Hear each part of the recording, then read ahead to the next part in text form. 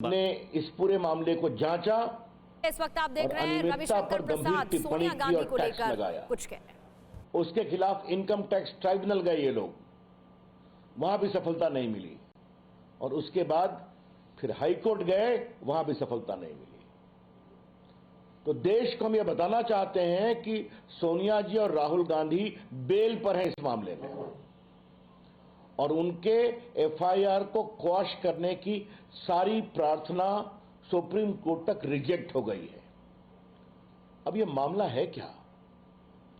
मामला बहुत सरल भाषा में यह है कि कांग्रेस पार्टी तो परिवार की जेबी संस्था हो चुकी है, उनके नेता भी जेब में हैं। अब कांग्रेस पार्टी की संपत्ति भी परिवार के जेब में लाई जा रही है, यही मामला है। नेशनल हेराल्ड एक अखबार था, आजादी के आंदोलन का था, उसमें पब्लिक के बहुत बड़े नेता शेयर होल्डर थे।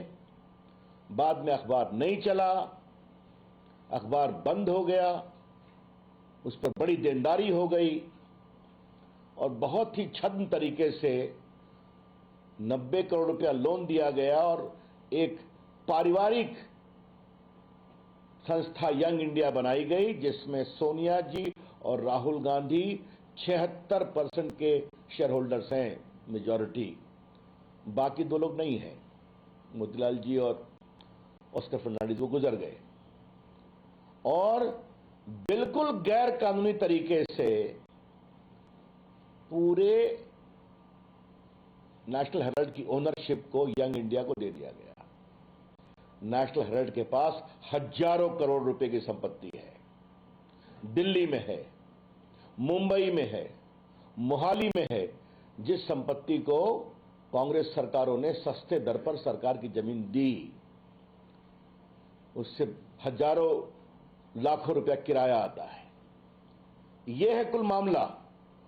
इस मामले की जांच चल रही है। आप क्यों नहीं वहां जवाब देंगी भाई? यह बड़ा सवाल है। पूरे बीजेपी के ऊपर संस्थाओं को समझौता करने का आरोप लगाते हैं राहुल गांधी, लेकिन आप बेल पर हैं, कानून के शिकंजे में हैं, और आप जवाब नहीं देंगे, और सुनिए जवाब नहीं देंगी। और याद करिए, इन लोगों ने हमारे लोकप्रिय प्रधानमंत्री नरेंद्र मोदी जी जब मुख्यमंत्री थे गुजरात के, उनको प्रताड़ित करने का कितना केस चलाया गया। वो स्वयं हाजिर हुए, 12 घंटा उन्होंने एजेंसीज के प्रश्नों का जवाब दिया। एक लोकप्रिय मुख्यमंत्री। कभी बीजेपी के गुजरात ने प्रदर्शन किया क्या? कभी देश की बीजेपी ने प्रदर्शन किया क्या? यह है हमारा कानून को मानना। और मोदी जी थप कर, निखर कर कानूनी प्रक्रिया से सुप्रीम कोर्ट तक बाहर निकले कि उनके खिलाफ गुजरात दंगों के सारे आरोप बेबुनियाद थे। एक ये हमारा आचरण है, कानून, संस्थाओं का सम्मान, और एक इनका आचरण देखिए कि मुख्यमंत्री दिल्ली बैठे हुए, सारे एमपी सदन छोड़कर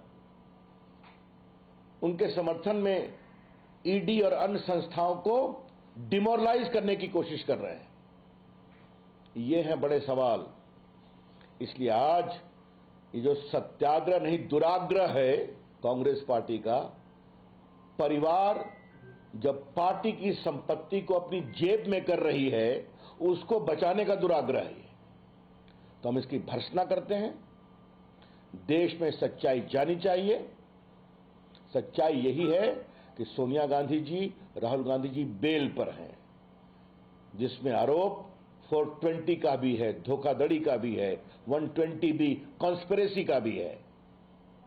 और वो हाई कोर्ट गए, हार गए, सुप्रीम कोर्ट गए, हार गए, एफआईआर क्वॉश नहीं हुआ, इनकम टैक्स से कंफर्म है।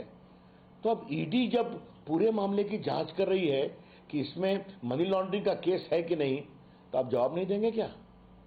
और जाएंगे तो पूरे देश में ईडी और सरकार के खिलाफ इस तरह से मुख्यमंत्री और उनके नेतागण बेबुनियाद हवा बनाएंगे।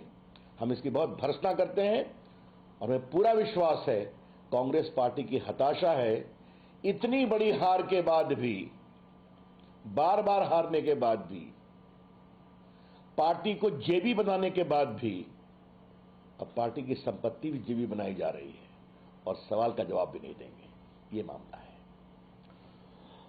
Today Sonia Gandhi ji is going to be questioned by the ED. To our utter surprise, Congress party is undertaking a dharna and a pradarshan and a campaign against the ED. Even the chief ministers of the Congress party have left their capital of the state and come back to support. What the matter is,